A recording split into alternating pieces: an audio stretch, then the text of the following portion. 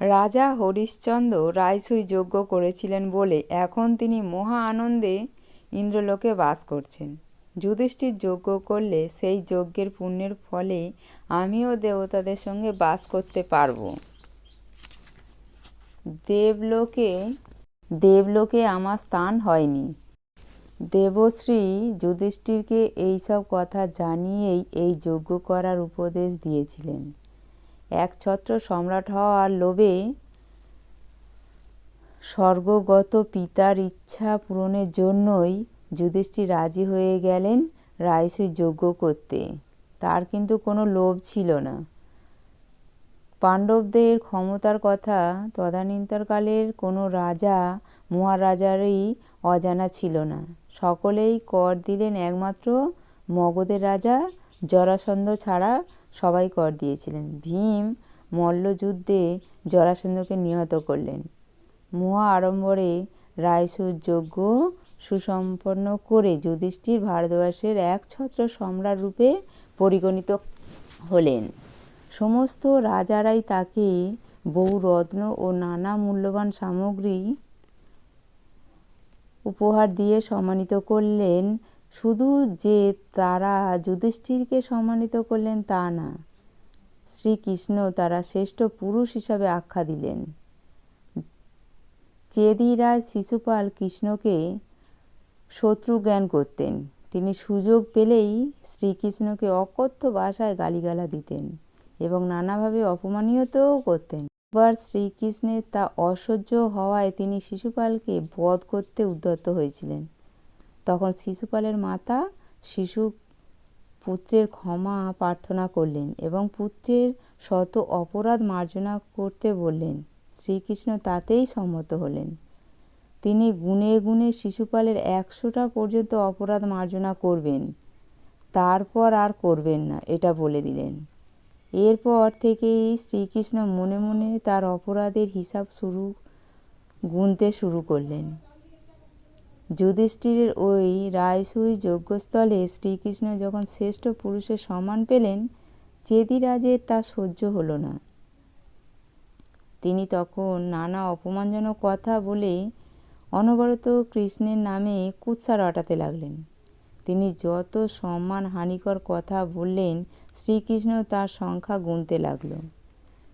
সেই শিশুপাল 100 নিন্দা অতিক্রম করে যেই আর একটা অপরাধ করতে গেল, অমনি শ্রীকৃষ্ণ সুদর্শন চক্রের দ্বারা তার মস্তক ছেদন করলেন। কৌরবেরাও প্রত্যেকে নিমন্ত্রিত হয়ে এসেছিলেন খাণ্ডবপ্রস্থে।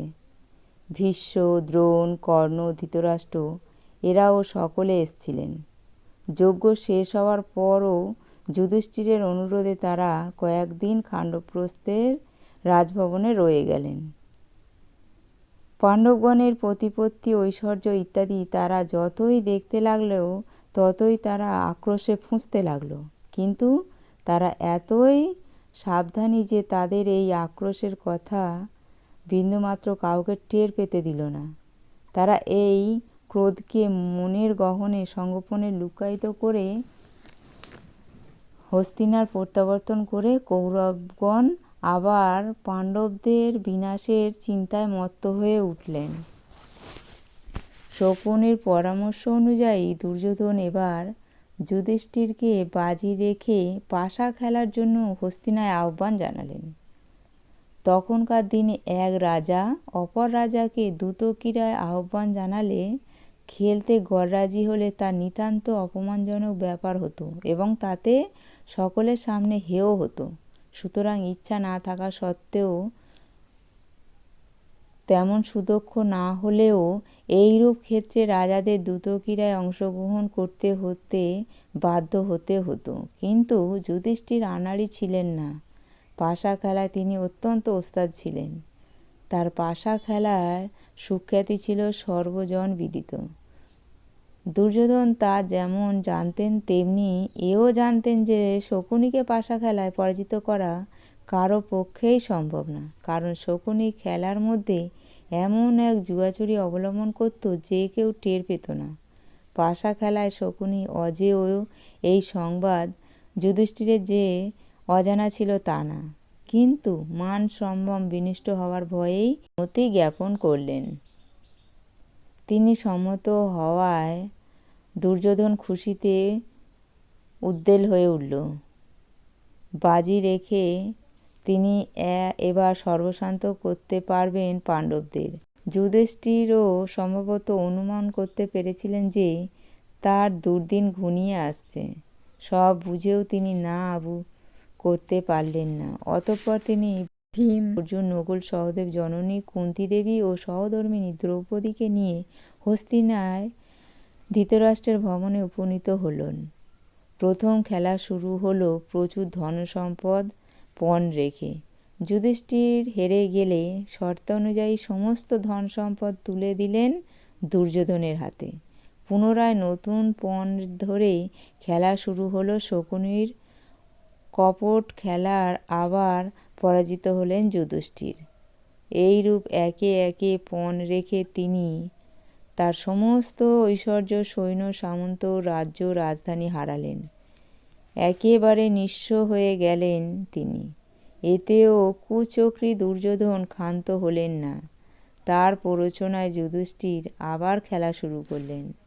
পরপর আরও দুবার খেলা হলো। একবারেই খেলায় নিজেকে আর চার ভাইকে পণ রেখে হারলেন।